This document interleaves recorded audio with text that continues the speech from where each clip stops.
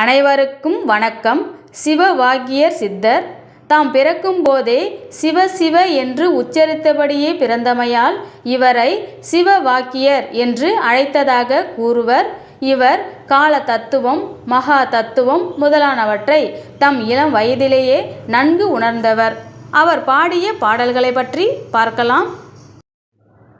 அரியதோர் நம சிவாய மாதியந்தமானதும் ஆறிரண்டு நூறு தேவர் அன்றுரைத்த மந்திரம் கரியதோர் எழுத்தை உன்னி சொல்லுவேன் சிவவாக்கியம் தோஷ தோஷ பாவ மாயை தூர தூர ஓடவே.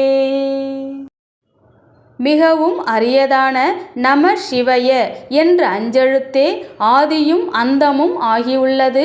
என்சான் உடம்பை பெற்ற அரிய பிறவியை அடைந்த மனிதர்களும் 33 தேவர்களும் அன்றும் இன்றும் ஓதி வருவதும் அனைவருக்கும் எடுத்துரைத்த மந்திரம் ஓம் நம சிவய என்பதே ஆகும்.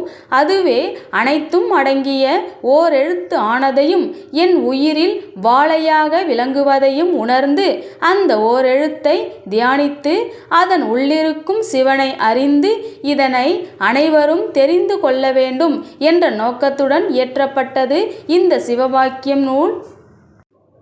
இதனை படித்து உணர்பவர்களுக்கு எல்லா தோஷங்களும் பாவ வினைகளும் தொடரும் மாயைகள் யாவும் விலகி தானே வெகு தூரம் ஓடிவிடும்.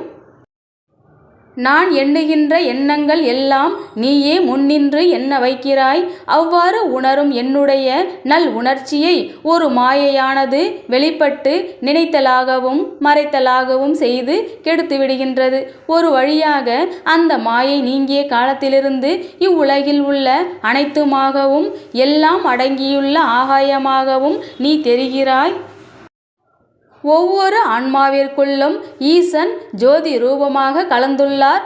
அவர் நம் உடம்பின் உள்ளே ஜோதியாக கலந்து ஓடி உலாவுவதை உணர்ந்து அவரை அறியும் வழியை ஆராய்ந்து பாராமல் அவரை தேடி நாடி பல பல இடங்களுக்கு ஓடி ஓடி தேடியும் அலைந்தும் நாட்களை வீணாக கழித்துவிட்டு அவரை எங்கும் காண முடியாமல் வாடி போய் இறந்து போகிறார்கள் அநேக கோடி மனிதர்கள் என்கிறார் சித்தர் சிவவாக்கியர். அனைவருக்கும் நன்றி, வணக்கம்.